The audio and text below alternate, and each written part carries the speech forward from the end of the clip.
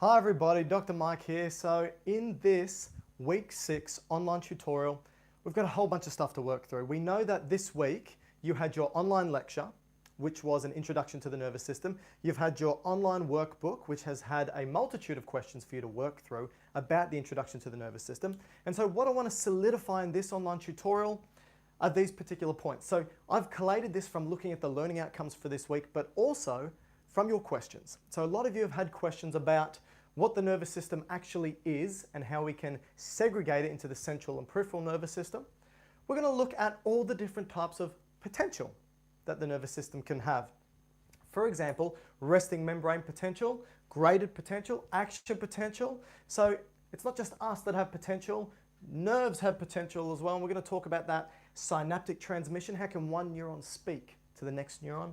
And we're going to have a look at neurotransmitters. Now, if you have any questions whatsoever, please pop them down. I can have a look into the questions right there. So any questions at all as we move through, pop them up. I'll answer them for you straight away. All right, first thing we need to talk about, what is the nervous system? So the nervous system is a collection of neurons and glia. They're the two main cell types within the nervous system. Neurons, they do all the talking. They're like me. They do all the talking, they do all the thinking, and they pass the information on.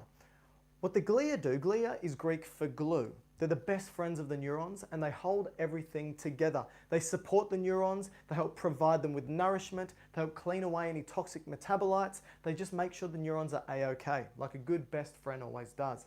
Now, the nervous system is a system of communication, right? We have our brain and spinal cord, which is the major components of the central nervous system. Brain, spinal cord. I want you to think about that. It's central anatomically, but it's also central functionally, because the central nervous system is where all the information amalgamates. It's where it all starts to make sense and where decisions are also made. So that's the central nervous system, brain and spinal cord. The peripheral nervous system, which is the second component of the nervous system, central, brain and spinal cord, peripheral is everything that shoots out and away and comes back in to the brain and spinal cord. Now, the peripheral nervous system includes the 12 pairs of cranial nerves, which we will talk about in the next 2 weeks, but also the spinal nerves and plexuses as well, which we'll also talk about in the next 2 weeks. Today, we're only focusing on the basics of the nervous system, which includes how signals are sent and how neurotransmitters work in order to help send these signals and also tweak what signal is being sent as well. All right, any questions so far before we begin? All right, wonderful. So let's begin at looking at how we can generate a resting membrane potential. Now, the first question we should ask is, what the hell is a resting membrane potential? Now, different cells of the body, or tissues I should say, can be termed excitable. Now, what that means is they have the capacity to do something. So neurons have the capacity to send a signal. Muscles have the capacity to contract and do work. They're both excitable tissue. All excitable tissue needs to have the potential to do the thing that they do. So they need to be resting and not doing anything, and then they need to have the potential to be able to either send the signal or contract. That's what we're referring to with the resting membrane potential. Its capacity to do something lies between the membrane of each one of the cells, whether we're talking muscle cells, which we'll do in the next couple of weeks, or neurons. So we're going to focus on a neuron. Now, a neuron, just like any other cell, has a phospholipid bilayer, all right? So it means there's that fatty bilayer which doesn't let through anything that's large or charged. Now, I could draw a neuron up. So remember, if we want to draw up the basics of a neuron as a cell, remember, this is the cell that sends all the signals. You can have different parts of a neuron. Now, as you're all acutely aware, I'm a terrible drawer, but what I'm trying to draw up here is a very basic picture of a neuron. And what you can see, this alien looking thing, is there's the body of the neuron, there's the dendrites of the neuron. They're going to be receiving signals from other neurons, for example, or from hormones. There's the axon of the neuron, and then there's the axon terminal, also known as the axon bulb. Now, this neuron is going to likely speak to another neuron, or it might speak to a muscle, or it might speak to a gland, for example. Let's just say it's talking to another neuron. There's going to be dendrites of other neurons popping out here, for example. Here's the thing. One neuron doesn't directly touch another neuron. There is a space in between, and this space is called the synapse, which means if a signal is being sent down a neuron, in order for that neuron to speak to the next, it needs to cross that synapse, that space. And you've probably heard of neurons sending electrical signals. That's what we're going to talk about today, to actually electrical chemical signals. And then once it gets to the end, this electrical signal must turn into a chemical-only signal because electricity disperses significantly in water or fluid. So the electrical charge won't cross this very well, but chemicals will cross it extremely well through diffusion. And then that chemical will bind to the next neuron and turn it back into an electrical chemical signal that will be sent down that neuron. This is how signals are sent, and this is going to be the focus of today's tutorial. Now, when we look at, so I'm going to draw up this neuron in a very, very simple way. I'm just going to draw it up as though we're drawing up a normal neuron, okay? Or a normal cell, I should say. So remember, a cell is going to be this very basic thing like this. You know that there's a phospholipid bilayer. So there's two layers here. I'm not going to bother drawing that up. You already know this is basics from previous weeks. What we need to work through is this. We've spoken about the distribution of ions outside and inside the cell. We've spoken about that. We're going to reintroduce ourselves to it. Remember, an ion is a charged atom or element. So if we have a look at these ions, what ions do we need to speak about? Well, we need to talk about sodium ion. We need to talk about potassium ion. We need to talk about chloride ion. We need to talk about calcium ion, magnesium ion, bicarbonate, phosphate, and the last thing, which isn't really an ion, but it does have significant charge associated with it, are proteins with its negative charge. Now, what I've drawn up here is a distribution of where you'll find predominantly these ions, whether it's inside or outside a cell. So let's just re-highlight. Sodium is predominantly found outside the cell. It's actually the most abundant extracellular ion. Now remember, if it's positively charged, it's called a cation. If it's negatively charged, it's called an anion. So you could say sodium is the most abundant extracellular cation. Potassium is the most abundant intracellular cation. Then you can see negative chloride outside predominantly, positive magnesium inside predominantly, bicarbonate negative outside predominantly, calcium positive outside predominantly, phosphate inside, and negative proteins inside as well. Charge. So if you count up all these charges and compare them from one side to another, what you'll find is they balance each other out. I'll say that again. If I were to take all the positive charges outside and negative charges outside and put them together and find what the overall net charge is, then take all the positive and negative charges of these ions inside, add them up, find out what the net overall charge is, and then compare them from one side of the membrane to another, they're going to be equal. They're going to be equal. So there's no charge difference from one side of the membrane to another. However, with excitable cells, this is not the case. What you're going to find with excitable cells is there is a charge difference, and we need there to be a charge difference from one side to another. There's not just a charge difference, but there's a chemical difference as well. So there's an electrical difference and a chemical difference. Together, because the chemicals are carrying the charge, we call it an electrical chemical gradient.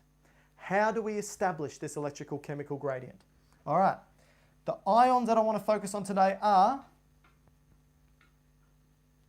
sodium and potassium. Where do we find most of our charged sodium? Outside the cell. Where do we find most of our charged potassium? Inside the cell. Okay, now I want you to think about this. Is sodium or potassium able to freely pass through the phospholipid bilayer? What do you think? The answer to that is no. Why? Because, remember, if it's large or charged,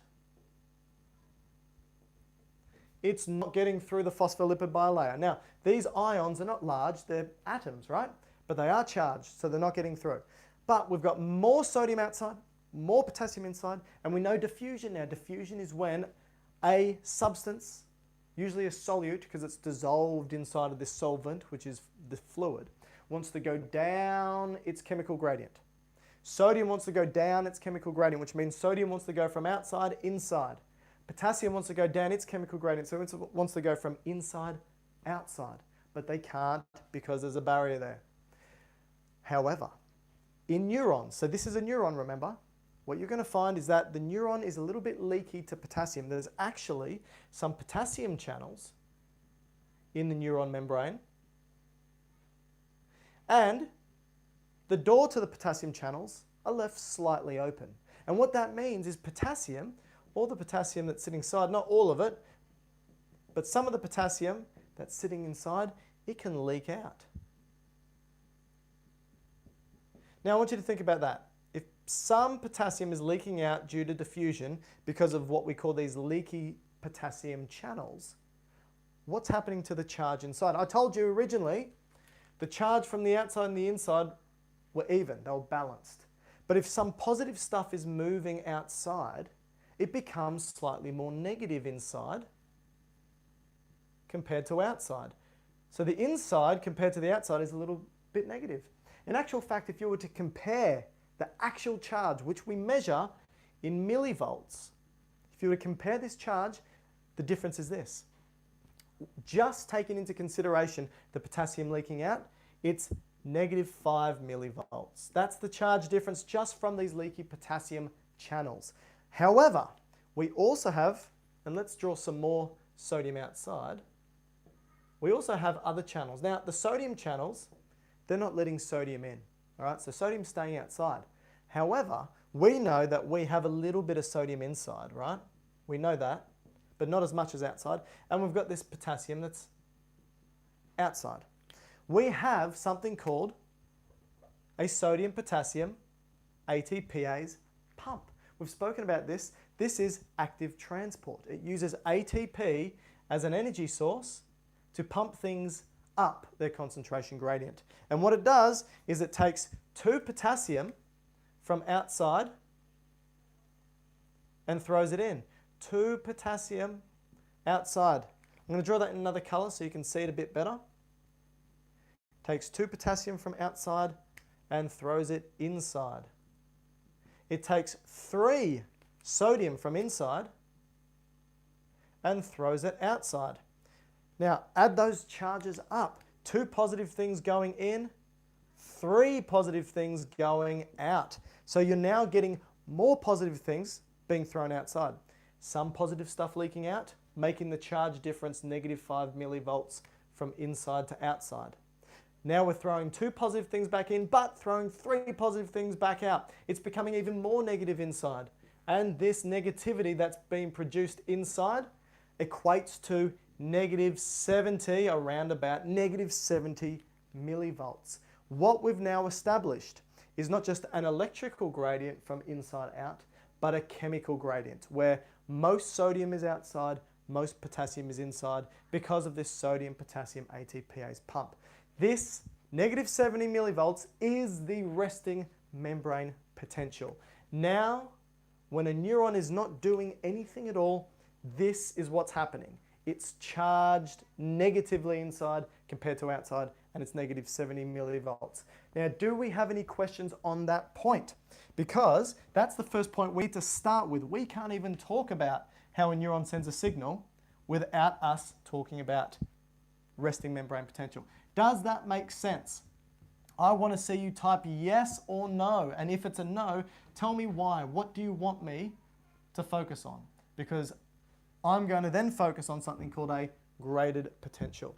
So, great. How does it eventually stop? Yep, yes. Okay, how does it eventually stop? So it doesn't. It's always doing this, right? That sodium potassium ATPase pumps always throwing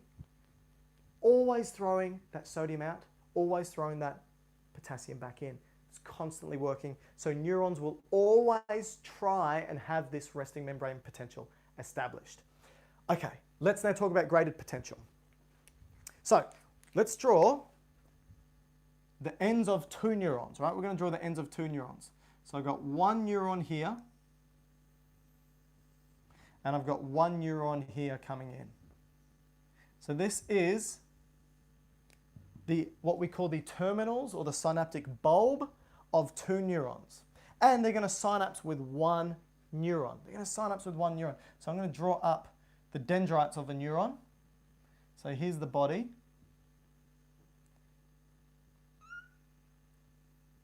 And there's one dendrite.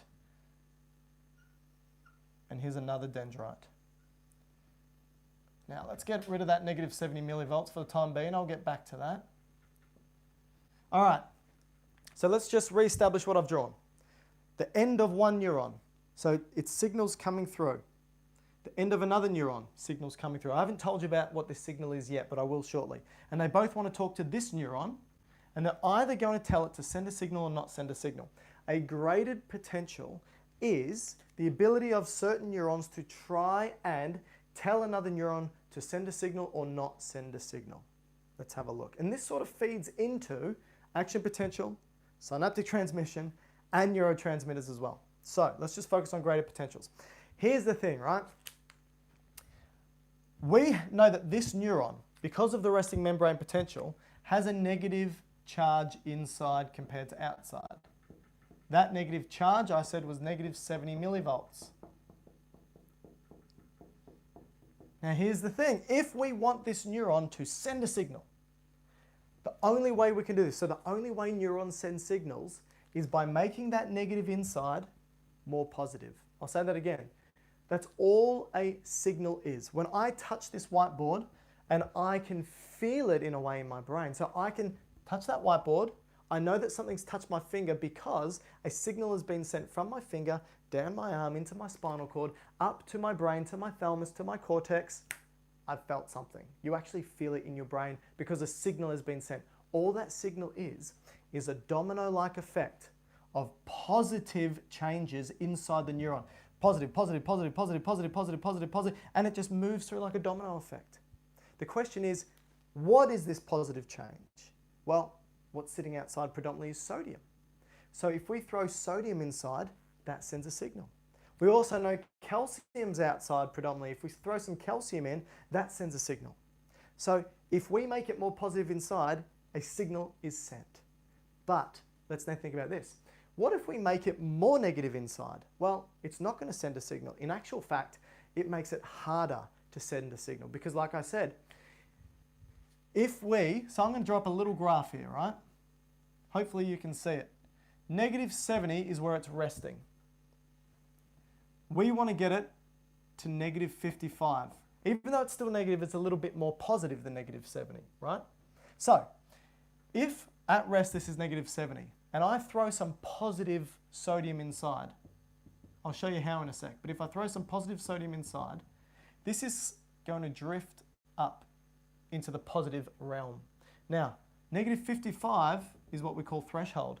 If it becomes positive enough inside that it hits negative 55, now that may sound weird because negative 55 isn't positive, but it's more positive than negative 70, remember that. So if I throw enough positive sodium inside the neuron that it drifts closer to being more positive and hits negative 55, that neuron cannot be stopped from sending a signal. It's all or nothing, boom, sends that signal through. So that's what we're trying to do to send a signal. Throw enough positive things in to send the signal to hit negative 55. But what if we were to, like I was saying before, what if it were at negative 70, right? So it's resting here at negative 70, but we throw negative chloride in, for example, right? So we throw negative chloride in. Well, it becomes even more negative and drops down.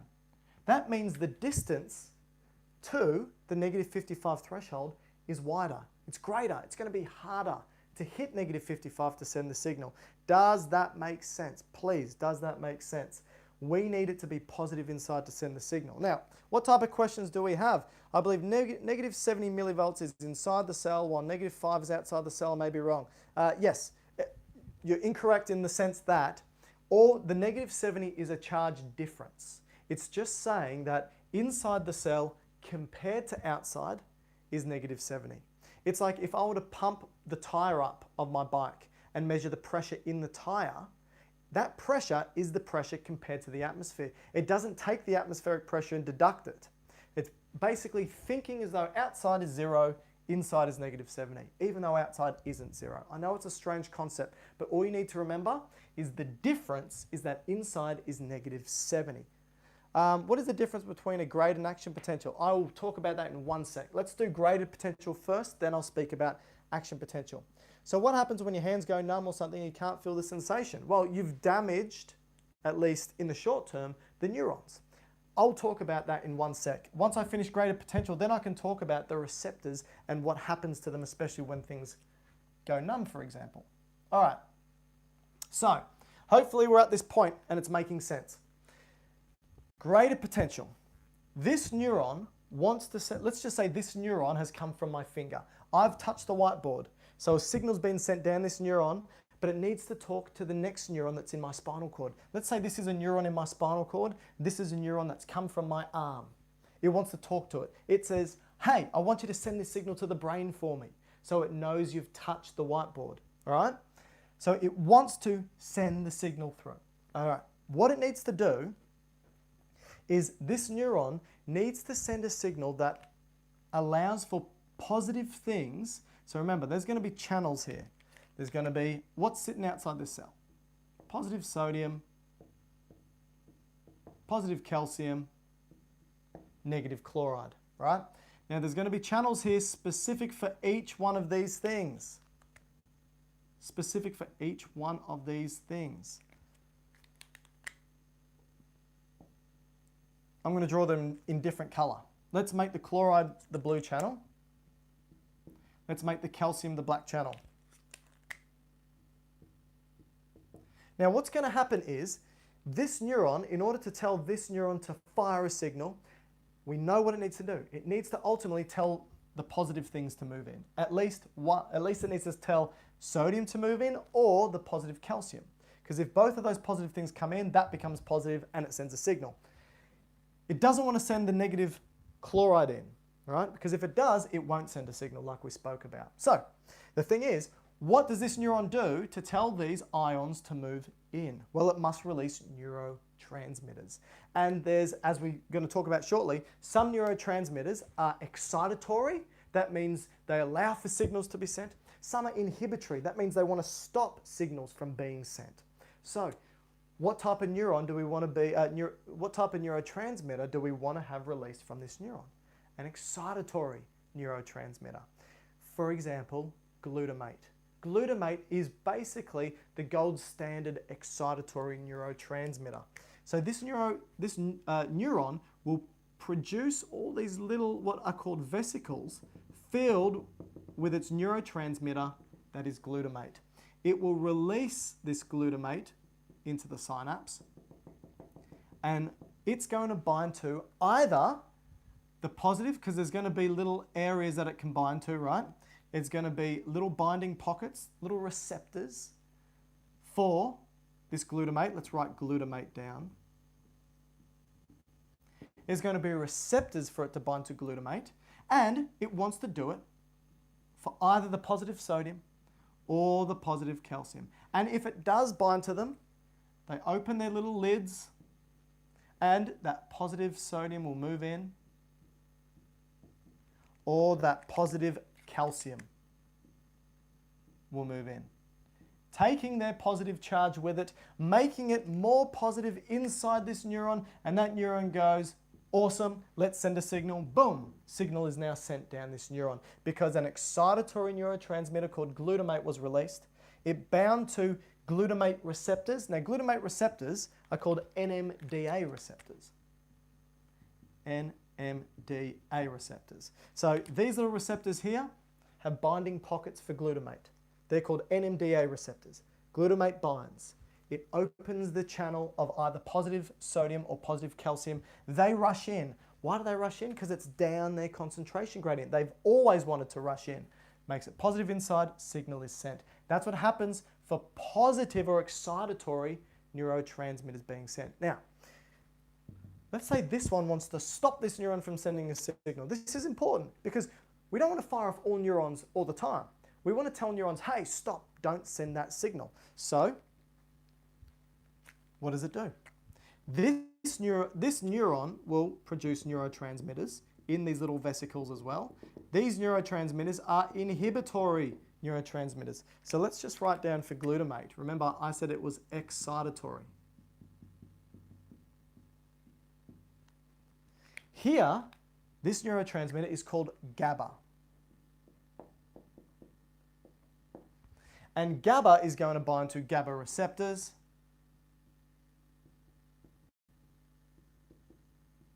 And like I said, it's inhibitory. So it wants to stop this neuron from sending a signal. Now, hopefully everything's okay. It releases its neurotransmitter, GABA. It's going to have the same channels. It's going to have sodium channels. It's going to have chloride channels. It's going to have calcium channels. But it can also have another channel, a potassium channel. I'll talk about that in one sec. Now, if this wants to inhibit this neuron, remember, it's negative inside. If it wants to inhibit the neuron, it wants to keep it negative or make it even more negative. How can we make it even more negative inside that neuron? There's two ways. We can let the negative chloride in. So we could let the negative, so GABA will bind to its GABA receptor, open the lid to chloride channels. Chloride moves through, makes it even more negative inside. But there's another way you can inhibit this neuron. We can have GABA bind to potassium channels. The potassium channel will open up and let positive potassium out. If we let positive potassium out, it takes its positive charge with it, making it even more negative inside. Does that make sense? I want everybody to let me know, does that make sense? Let me summarize this point. Some neurotransmitters are excitatory. Some neurotransmitters are inhibitory. The excitatory ones want to tell the next neuron they're going to talk to send a signal. In order to send a signal, it must become more positive inside a neuron. There's two ways we can do this. We can throw positive sodium in, or we can throw positive calcium in. That's what excitatory neurotransmitters do. For inhibitory neurotransmitters like GABA, it will bind to its receptor and it wants to stop a signal from being sent. In order for a signal to not be sent, it needs to remain negative inside or become even more negative inside. Two ways to do this. Throw negative chloride in or take potassium out, right? So this is the beginning of a graded potential. Now, with a graded potential, what can happen is this, right? You've got, when it comes to graded potential, spatial and temporal, what we call spatial and temporal graded potential. I'm going to draw this, I'm going to wipe this off for a second.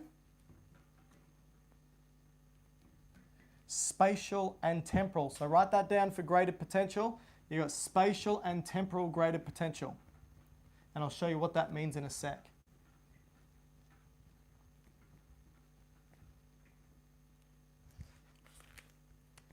So for graded potential, you can have spatial, good. So spatial summation and temporal summation. Probably thinking, what the hell does that mean? Let's have a look. So spatial simply means space, area. Temporal means time, over time. Okay, pain. Yeah, we'll talk about pain next lecture, next week. All right, so let's just draw that neuron up. So let's just draw it like that, just to make things easier. And let's say another neuron's coming here to talk to it. Let's have another neuron coming here as well, just for fun. All right? Now, let's first talk about spatial summation. Let's say we want to send a signal down this neuron. And these guys want to do it. This is what happens. If this releases its neurotransmitters, which open up, let's just focus on sodium channels, right? Let's just focus on sodium channels. So let's just say this neuron, or at least the dendrites of this neuron, have all these sodium channels lining it, which it does, right? Now you can see that there's different areas of the neuron that has these sodium channels. So they're spatially distributed. So there's a lot of space here, but these neurotransmitters are distributed along them. So the spatial distribution. All right, let's say that this releases its neurotransmitters and opens up that, and that channel for sodium. So sodium comes into that one, enters with that one, enters with that one, and enters with that one. Now what you're going to find is this. Each area, remember, it's all negative inside at rest. All negative inside at rest. In order for it to send a signal, it needs to become positive. So let's map what's happening here. Here, it comes in and makes it a little bit positive. But it's not enough to get to negative 55. So it drops back down. This one comes in, bumps up. Not enough to hit negative 55, drops back down. But if you start adding them up, if you start adding up the different areas that's letting sodium in, these little bumps actually add on top of each other because they're all happening at the same time. So you get that bump added onto that bump, added onto that bump, and it finally hits negative 55 because the sodium that came in added on top of each other, the positive charge added on top of each other in different areas. That's called spatial summation. It's added, summation meaning to add on top of each other. And so then a signal is sent. So spatial summation is when charges are added on top of each other in distinct different areas of the neuron. That's spatial summation. Temporal summation is when it happens over time. So for example, let's just stick to these two channels. What happens with these two channels is that sodium comes in and sodium comes in and it bumps up. But a little bit of time has gone past and they close and it gets negative again. So it goes back to normal. And then it happens again, sodium comes back in and then it goes back to normal. But if enough sodium went in, out, in, out, in, out over a short period of time, then the charge starts to add up, add up, add up, add up, add up, add up. Over time, these positive charges also add on top of each other and hit negative 55. So my take-home point is this. A graded potential is two types. Spatial summation, where the charge adds up over or across distinct areas. Temporal summation is when they add up over time. All right? But the time has to be close together. If it's seconds, it's not going to work. It has to be milliseconds where they add up on time across each other. Is there always two neurons that sends a signal? No, great question. There are sometimes hundreds of neurons that talk to a single neuron. And so it gets really, really complex as to whether it sends a signal or inhibits a signal. It's extremely complex. Sometimes it's one neuron and one neuron. Sometimes it's 3 neurons, sometimes it's a dozen, sometimes, like I said, in the brain itself, there's going to be dozens and dozens of neurons that do this. So, that's graded potential. Any questions on graded potential before we move on to the actual action potential?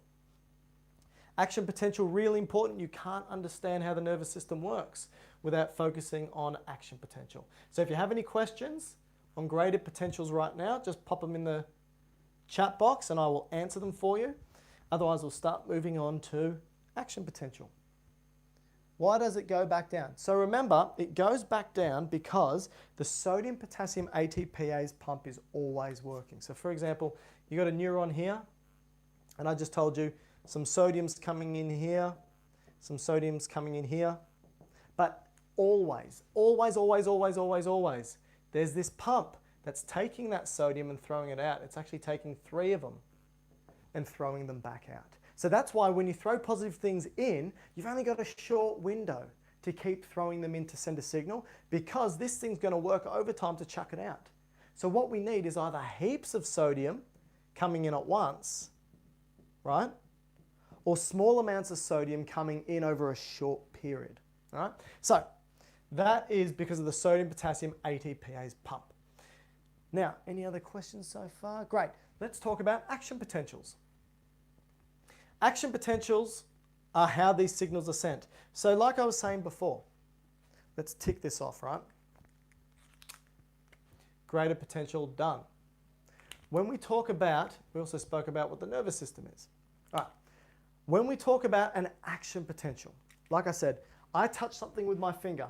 That signal goes down my arm into my spinal cord up to my brain. All of that, sending the signal, is the action potential. The signal being sent is the action potential. So when someone says to you, oh, the electricity that's sent through my nervous system, that's the action potential. And it's not really electricity.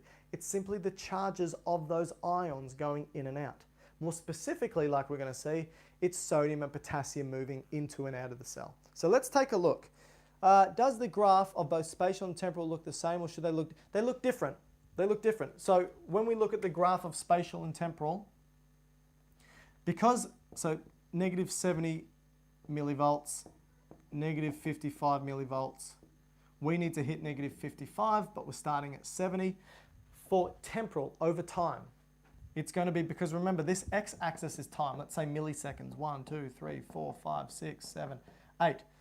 You have some sodium come in, and before it goes back down, more sodium comes in, more sodium. So you can see over time, more sodium comes in. This is what we call temporal summation.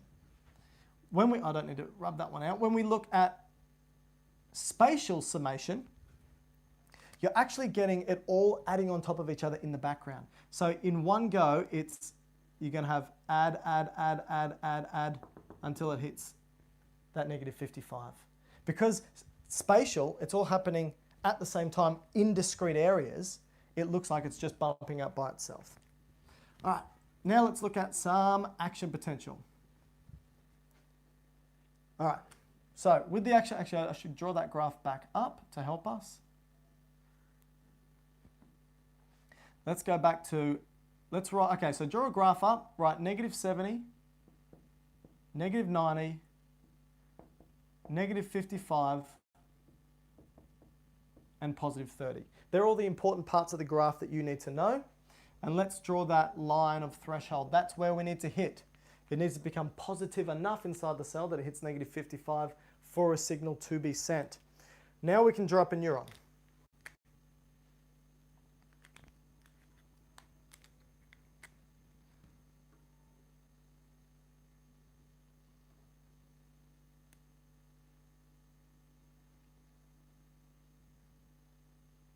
All right, let's draw up some sodium channels. So let's draw sodium predominantly outside.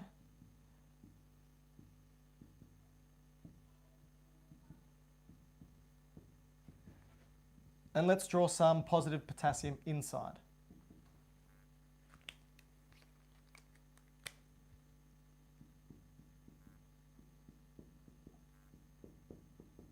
Because that's where we know that they love to live. Now, as we spoke about with that resting membrane potential, sodium, potassium, ATPase pumps, I'll draw one here, for example. It's always working. It's always working to throw 3 sodium out and chuck 2 potassium back in, right? So just know that that's constantly working. All right, we've got the resting membrane potential. The charge inside this neuron. Actually, I should draw some channels up. Let's draw some sodium channels. Draw a couple of sodium channels here. And remember, they're closed. They're not open yet. They've got a lid on them. Let's draw some potassium channels. Let's draw them down here. It is not as if they are on one side of a neuron or not, but it's just to make it easier, right? So we'll draw the potassium channels on this side, even though they're all on both sides. Okay. So, what's happening at this point is that it's the resting membrane potential. We've had a graded potential. So let's just say we've been resting here, the neuron hasn't sent a signal, but a neuron here has been throwing positive stuff in. It's actually thrown a whole bunch of positive, let's just say, sodium in. Now, it's thrown all this positive sodium into this neuron. At rest, we said it's negative 70, so it's negative inside compared to outside. Negative 70, that's where we're sitting at right now.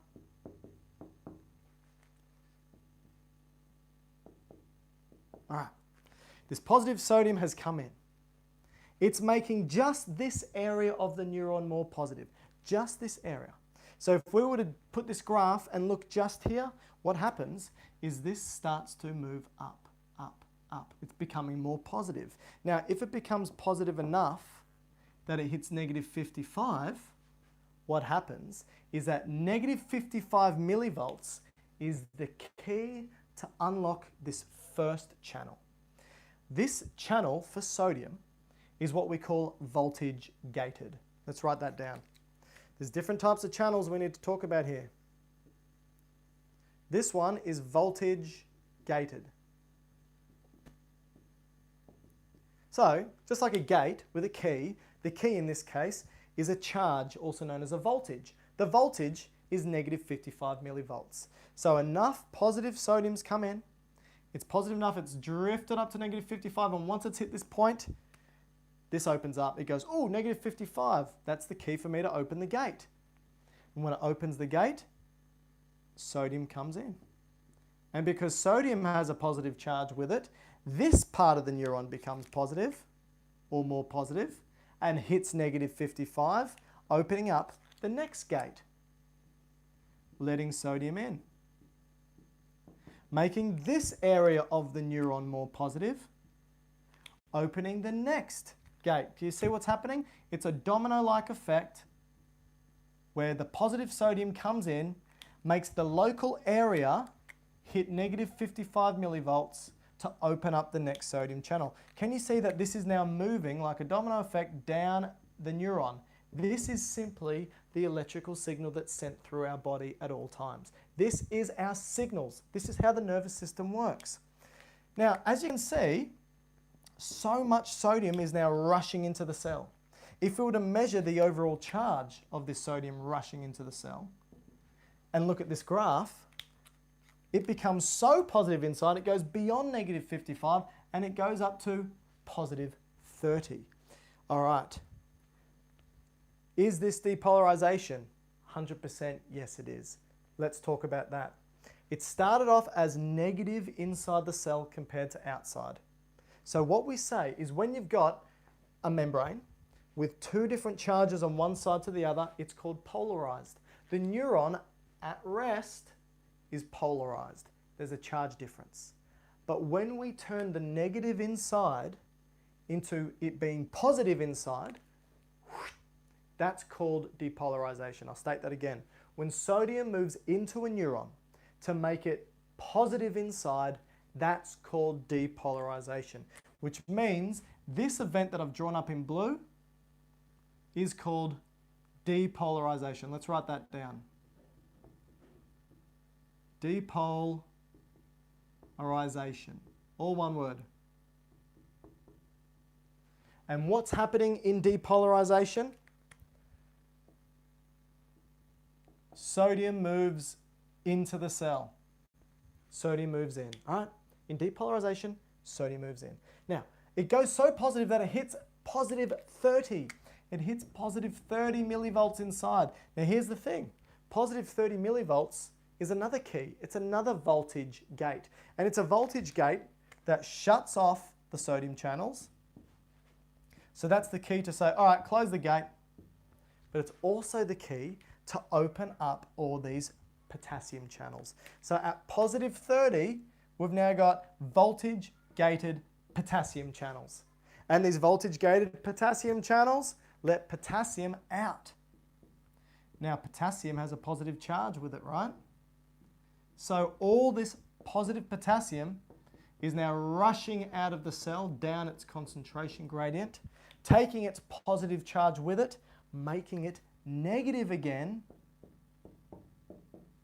inside that neuron, which means this graph drops. It actually drops below negative 70. So much potassium leaves the cell, it goes below negative 70 and goes to negative 90.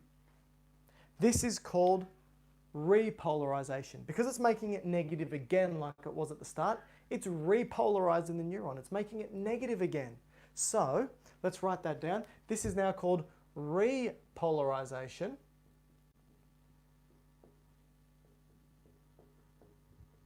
And what's happening in repolarization? Potassium goes out. Now it looks a little bit messy, but this neuron has just sent a signal. It's depolarized. It's then repolarized. And now what we have, if I were to draw this right at this stage, what we now have is this. The potassium which originated inside the neuron, where is it? It's now all outside the neuron. The sodium that originated outside the neuron, well, that's all inside the neuron. This neuron is now, even though it's negative again inside, it's now got the opposite of the ion distribution. The sodium is now inside when it should be outside. The potassium is now outside when it should be inside. How do we fix this? Remember at the beginning what I said, what is always working? What's always ticking over? The sodium potassium ATPase pump. It's constantly taking 3 of these sodium and chucking it back outside. It's constantly taking 2 of these potassiums and throwing it back inside, which means, given enough time, this goes back to its resting membrane potential. And what we've just drawn up is an action potential. This dip right here is called hyperpolarization and is important. So this dip here is called hyperpolarization. Now remember what I said when we were talking about graded potentials. The further away we go from -55, the harder it is for a neuron to send a signal. The closer that is to -55, the easier it is for a neuron to send a signal.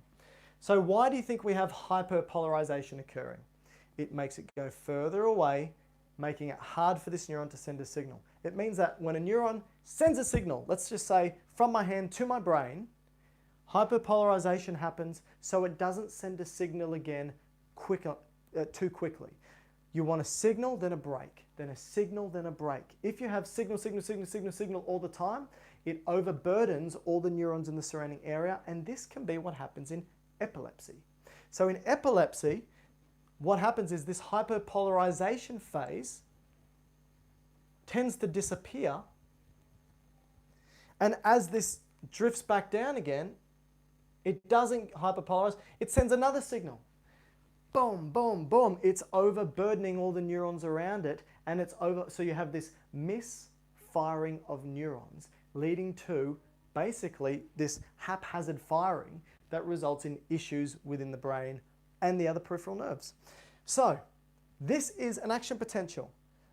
Is this why it throws out more sodium? What happens after? Like I said, after hyperpolarization, the sodium potassium ATPase pump re-establishes the resting membrane potential, bringing it back to how it was, and now we're ready to do the whole thing again. This is the action potential. So we had voltage gated channels. They open up when there's a charge difference, -70 or +30. We also have ligand or ligand gated channels. These are the ones I spoke about with the graded potential.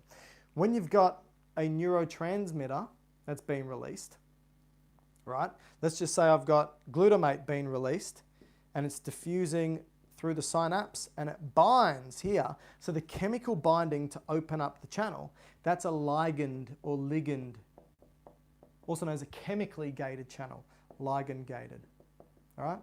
They're the 2 types, ligand or chemical gated and voltage gated. So, if you have any questions about action potential, let me know. Otherwise, we're done with action potential. We just need to talk about synaptic transmission and finalize with neurotransmitters. Now, can you comment down below and say, are things making sense? Hopefully I'm bringing a picture together. If not, please ask the question and I can work it through. Otherwise, what we're going to do is we're going to look at synaptic transmission, which we sort of have spoken about already with the neurotransmitters being released, but I need to talk about the specifics of how those neurotransmitters are released. And it's pretty easy, it's not too difficult. Once you get a grip of action potentials and so forth, it's not too hard. Could you explain the numbing process? Oh, yes, absolutely. Okay, so if you've ever been, okay, let's just take an example of going to the dentist, right? So if you've ever been to the dentist or the doctor and they've basically given you a needle to numb an area, right? And you can't feel that area anymore. Let's say it's part of your jaw or it's part of your hand, or you're about to have some sort of surgery where you don't need to go fully under, they just numb the particular area. I want you to think about, what do you think is happening? So the chemical that they're putting in, what do you think it's doing to that neuron, right? So remember, it's basically sending an inhibitory signal to a neuron. What are the two ways we can send inhibitory signals, right? There's the neuron. You're going to have all these channels in the neuron. I've now been given lidocaine, for example.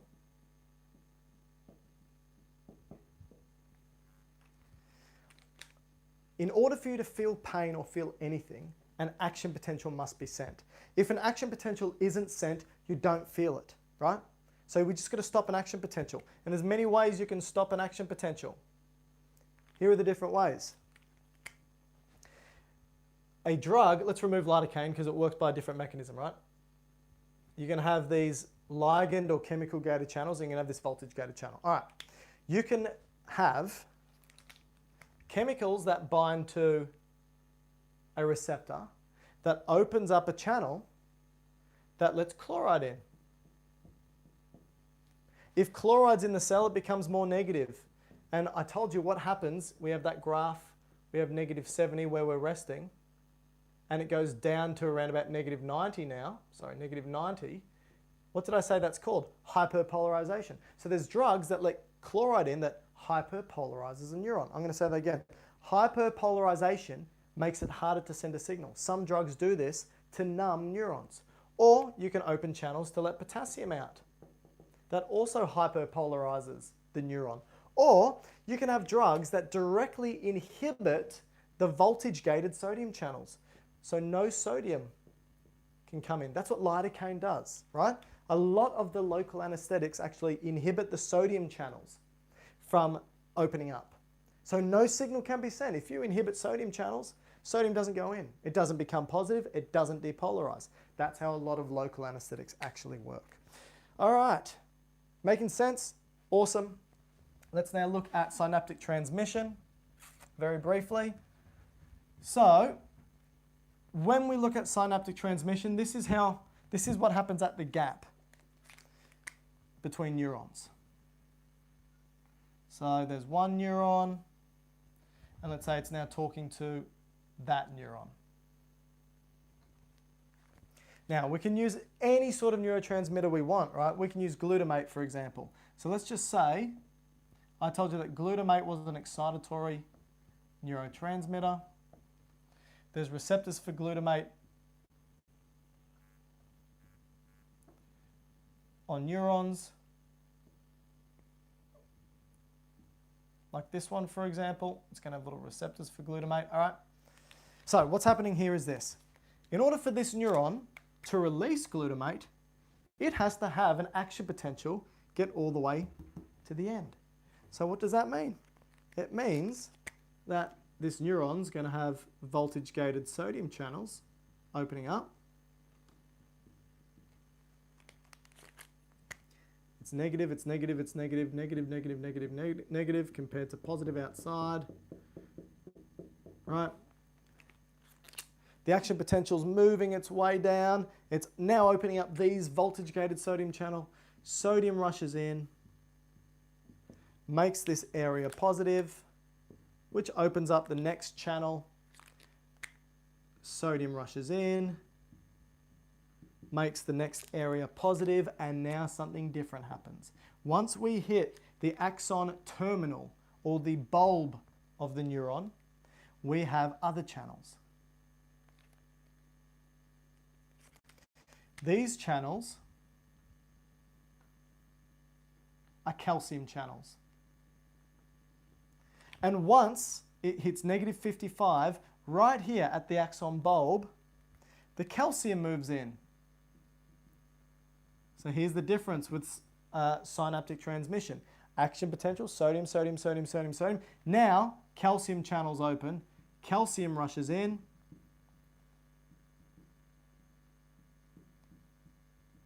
and calcium is the signal that tells, right at the end of this neuron, where it's created all of these, what we call vesicles, little membrane-bound compartments that contain the neurotransmitter like glutamate, for example. Calcium tells these vesicles, time to move out. So they start moving towards the phospholipid bilayer of the neuron. They merge with the phospholipid bilayer of the neuron. And when they merge with it, they release their contents.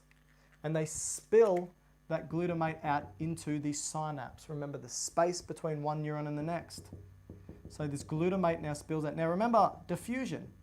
You have a high concentration of glutamate here and a low concentration of glutamate over here. So the glutamate diffuses across the synapse and will bind to its appropriate receptor. In this case, because it's glutamate, it's appropriate NMDA receptor. Because it's excitatory, it opens up the channels, and they're either going to be for sodium or calcium, depending on the neuron, and that ion moves in. Let's say it's sodium. If now sodium moves in, it makes this neuron more positive, just like we said at the start. Just like we said at the start of action potential makes it more positive, and now the action potential begins to be sent. That is synaptic transmission. Is hyperpolarization what happens when you take a Panadol for a headache? No, Panadol is a pain relief medication, and what Panadol does, well, we actually don't fully know how Panadol works, but we think it's what we call a COX inhibitor. So it stops the production of chemicals that stimulate pain. All right, so when cells are damaged in your body, the membranes turn into something called prostaglandins. Prostaglandins are like a neurotransmitter. They're a chemical that bind to pain receptors and stimulate pain. Panadol seems to stop the prostaglandins from being made, stopping the pain. That's how we think it works. What are those three circles called? They're called vesicles. At the axon terminal that hold the no, they are the vesicles. So those little circles are the vesicles. All vesicles are small membrane-bound compartments. That's it. A vesicle is just a small membrane-bound compartment, and inside, here at the neurons, they contain the neurotransmitter. So thank you for that. All right, so I'll just reiterate the synaptic transmission process. Action potential moves to the synaptic bulb. It becomes negative 55, opening up voltage-gated calcium channels at the synaptic bulb or terminus. Calcium moves in. Calcium's the trigger to tell the vesicles containing the neurotransmitters to merge with the membrane of the neuron. They release their neurotransmitters into the synapse. They diffuse across and bind to their appropriate receptor. If it's excitatory, it opens up channels for sodium or calcium to move in. If it's inhibitory, like GABA, it's going to open up a channel for chloride to move in or open up a channel for potassium to move out. Simple. So did you say that calcium stimulates the vesicles? 100%. Calcium stimulates the vesicles to merge with the synapse, merge with the membrane, and release its components. All right, that's synaptic transmission. Last thing is neurotransmitters. This will be easy because you don't need a lot of detail for these ones. So let's just do a nice list here of what you need to know for your neurotransmitters. All right. The neurotransmitters you should know are the following. So we did synaptic transmission. Neurotransmitters that we need to know. First one you need to know is acetylcholine.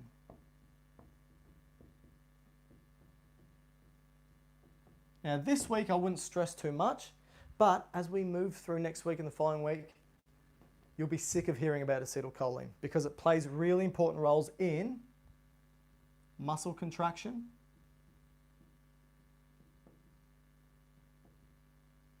and the autonomic nervous system, which we haven't spoken about.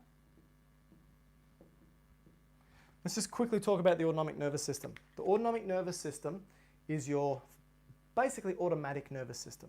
It's your fight and flight, rest and digest. You get scared and your heart rate increases, your lungs open up, right? Your pupils dilate, you become very pale. That's fight or flight.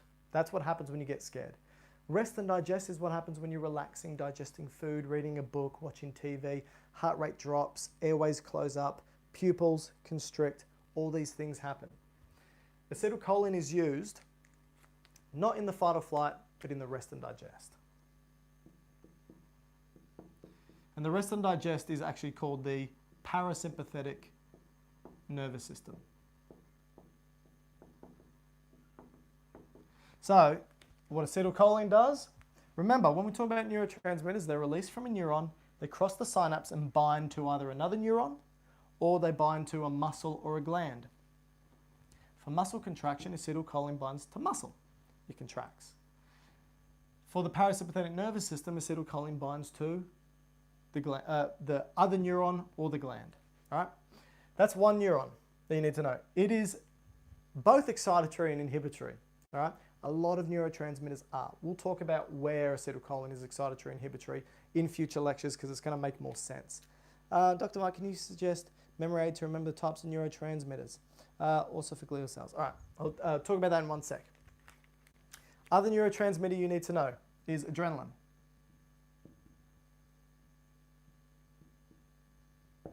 So adrenaline is also used for the autonomic nervous system. But instead of the rest and digest, it's used for the fight and flight, which we call the sympathetic nervous system. We also call it when we have that adrenaline rush. You walk out on the road, nearly get hit by a car, your heart starts beating. What's just happened? That's your adrenaline being released, stimulating fight or flight. Sympathetic.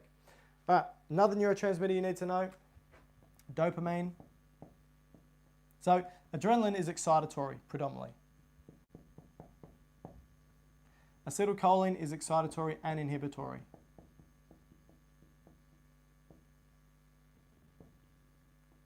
Dopamine. The one thing I want you to know about dopamine is it's for movement. It helps us initiate movement and smooth it out.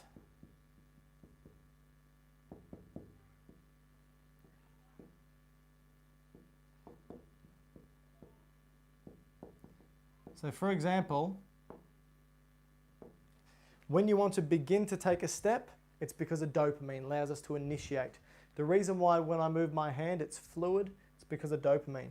If I didn't have enough dopamine, it would be hard for me to start walking and my hand would constantly be shaking and have a tremor. That's called Parkinson's disease. Not enough dopamine, resting tremor, postural instability, and a shuffling gait. Very difficult to walk. All right, dopamine. Another one you need to know is, let's talk about the glutamate and GABA again.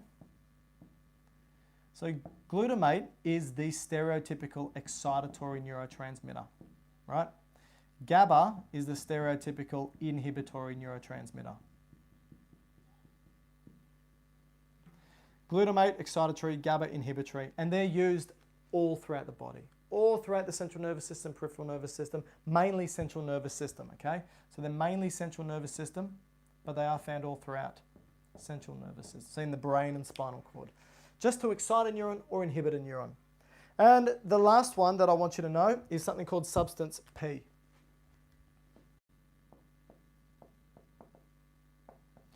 You can think of P meaning pain. This is the neurotransmitter that when it releases, it triggers pain. I'll talk more about pain in next week's lecture. Now, the glial cells are the supporting cells. There's a number of different types.